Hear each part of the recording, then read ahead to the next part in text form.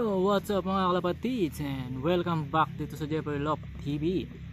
And for today's video natin mga kalapatids, abangan ang ating dalawang warrior, ang ating mga BBC South Warriors. So release point natin mga kalapatids is Pagbilao, Quezon. At distance naman natin dun is 169 kilometers. At nirelease yung mga warriors natin ng 9 AM. So, late yung release ng mga ibon natin dahil masama yung panahon doon sa Quezon. So, naka-pan race 3 and 4 yung ating ibon na si Brownie, yung ating YB. So, sana makauwi ng maayos yung ating mga ibon. So, padatingan ng ating mga ibon is 11 sa speed na 1-3 pababa. So, time check tayo, 11:23 na mga kalapatids. So, pababa na yung ating speedan. So, mag-aabang na tayo at nakapagpaklak na yung mga first clocker, yung mga gawing Bulacan. So, ayan. So, sana makaligtas at makauwi ng maayos yung ating dalawang warrior.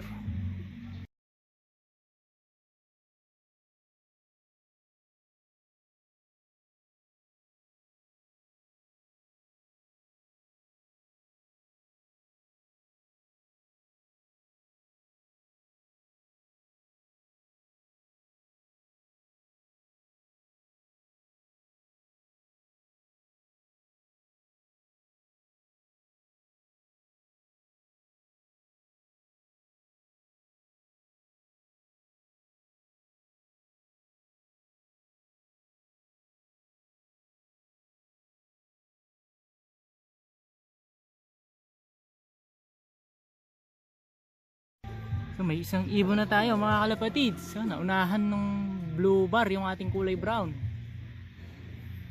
So heto, ayan. Yun. So nauna yung ating blue bar. Sayang. Sana sumunod na yung ating kulay brown. Ito, pasukin muna natin at nakalock yung ating trapdoor. Nakagala itong ating ibang mga ibon. Ito, galing boy. Nasa 1,000 pa speed ng ating ibon na to. Yun. So, ayos. May isa na tayo, Pagbilao, Quezon. Ito, magaling itong ibon natin na to. Si Macho, si Boy Cut Off. Ito si Boy Cut Off. Tubig. Oh, boy. Wala siyang tubig. Inubusan ng tubig ang kanyang mga kasama. So, ayan. So, sayang hindi natin siya natayahan sa pan race. Ang bilis niya. So, maganda yung speed niya ngayon, mga kalapatid. So, sana sumunod na yung ating kulay brown. Yan, medyo kumulimlim na naman yung langit. So, ayan, abang-abang pa tayo, mga kalapatids. Yun, nandito na mga kalapatids. Mami, clock mo. Ito yung ibon natin.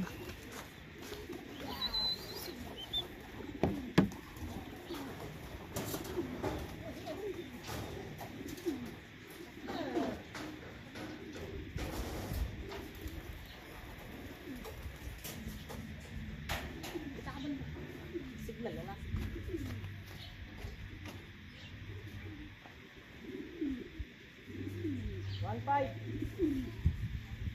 4-2, 7-3-4, 9. Block. Ayos, ito, nandito na mga kalapatids. Ubus ang katawan ng warrior natin. Pahirapan yung ating... Sige, clock mo. Pahirapan yung ating Pagbilao lap mga kalapatids. Ito, late na sila na-release. Alas 9 pasado na nung na-release itong mga warrior natin. At heto, ubos ang katawan ng ibon natin. So, importante, nandito na mga kalapatids at na-clock na natin. So, nasa 900 pababa na yung kanyang speed. Speed na 911. So yun, nasa 900 pa pala itong speed ng warrior natin. Umi-speed pa ng 911. So okay pa rin mga kalapatids. at least nandito na yung ibon natin. So papagpahingahin lang natin at mamaya pakakainin na natin. So ubos ang katawan. So pahirapan ang lap na to mga kalapatids. So tara, ilagay muna natin siya dito para makainom at makakain na siya.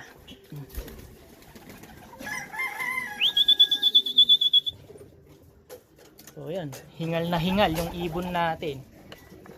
So yan, babayahan muna natin siya dyan at i-relax lang muna natin siya. Maya maya pakakainin na natin. Yun, welcome back mga kalapatids.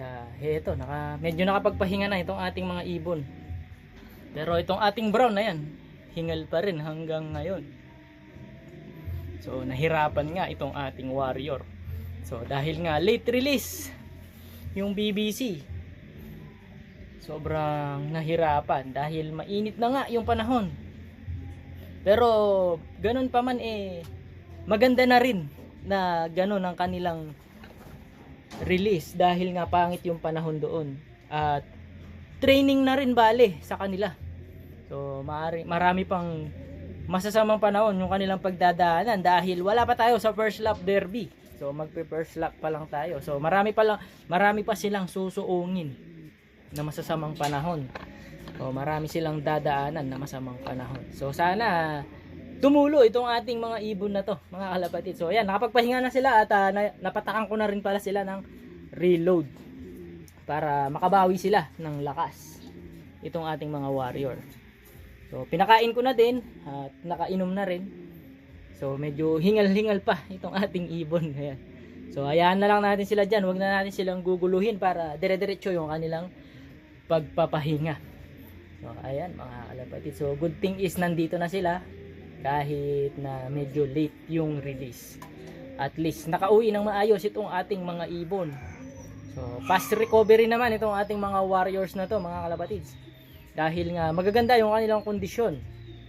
So konting pahinga lang at makakabawi na sila at babalik na yung dati nilang sigla at lakas. So ayan, all in all, goods yung mga warriors natin. 2 out of 2 tayo pag Bilao Quezon. So super or hard race yung nangyari ngayong lap, pag Bilao lap.